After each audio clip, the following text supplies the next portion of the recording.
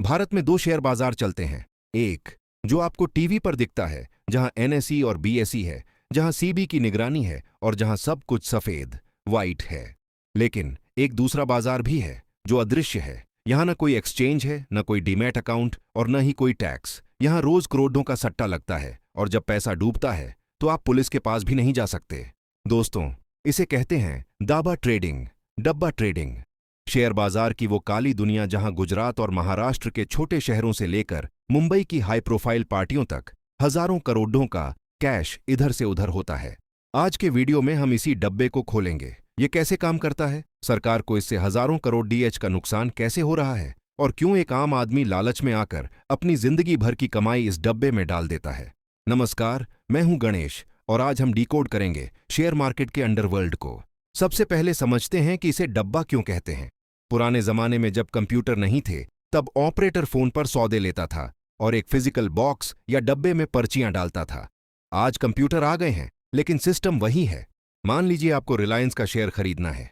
Official तरीका, आप अपने ब्रोकर के ऐप पर ऑर्डर डालते हैं। वो ऑर्डर एक्सचेंज एनएसई बीएसई पर जाता है। आपके डीमार्ट में शेयर आते हैं। सरकार को एसटीटी और जीएसटी मिलता है। दाबा तरीका, यहां दाबा ऑपरेटर खुद ही एक एक्सचेंज बन जाता है। आप ऑपरेटर को कॉल करते हैं या उसके प्राइवेट ऐप, जो बिल्कुल असली ऐप जैसा दिखता है, पर ऑर्डर डालते हैं। आपका ऑर्डर कभी एनएसई या बीएसई तक पहुंचता ही नहीं है। वो सिर्फ उस ऑपरेटर की डायरी या सर्वर में नोट हो जाता है। यानी आपने रिलायंस के शेयर खरीदे लेकिन असलियत में आपके पास कोई शेयर नहीं है। आपने सिर्फ रिलायंस के भाव, प्राइस पर सट्टा लगाया है। इसे बकेटिंग भी कहते हैं। इसमें आप शेयर नहीं खरीदते, आप ऑपरेटर के खिलाफ शर्त लगाते हैं। अगर शेयर ऊपर गया तो ऑपरेटर आपको प्रॉफिट देगा, अगर शेयर नीचे गया तो आपका लॉस ऑपरेटर का प्रॉफिट बनेगा। सीधा हिसाब, your loss is his profit. अब सवाल यह है कि जब यह इल्लीगल है तो लोग इसमें फंसते क्यों हैं। इसके दो सबसे बड़े कारण हैं, लालच और टैक्स। Point 1, no tax. असली मार्केट में जब आप प्रॉफिट कमाते हैं तो आपको एसटीटी, एक्सचेंज चार्जेस और सबसे बढ़ा 3% तक इनकम टैक्स देना पड़ दिएचता है। डब्बा ट्रेडिंग पूरी तरह कैश में होती है। न कोई बैंक ट्रांजैक्शन, न कोई ऑडिट ट्रेल, यानी जो कमाया वो पूरा आपका black money. Point 2, the deadly margin leverage. यह सबसे बड़ा जाल है। सीबी ने अब मार्जिन उधारी पर सख्त नियम लगा दिए हैं। अगर आपके पास 1 लाख रुपए हैं तो असली ब्रोकर शायद आपको 5 लाख तक का माल उठाने दे। लेकिन डब्बा ऑपरेटर, वो आपको कहता है, भाई साहब आप 10,000 रुपए दो, मैं आपको 10 लाख का ट्रेड करने दूंगा। 100 गुना तक का मार्जिन। छोटे ट्रेडर को लगता है कि वो रातों रात अमीर बन जाएगा, लेकिन उसे यह नहीं पता कि ज्यादा मार्जिन का मतलब है जरा सा मार्केट हिला और उसका पूरा कैपिटल साफ। सुनने में यह बहुत बढ़िया लगता है ना, टैक्स बचा, मार्जिन मिला। लेकिन डब्बा ट्रेडिंग एक ऐसा खेल है जहां अंत में हाउस यानी ऑपरेटर ही जीतता है। एक, काउंटर पार्टी रिस्क, सेटलमेंट का डर। सोचिए, आपने बद्धा दांव खेला और आपको 50 लाख का प्रॉफिट हो गया। अब यह पैसा ऑपरेटर को अपनी जेब से देना है।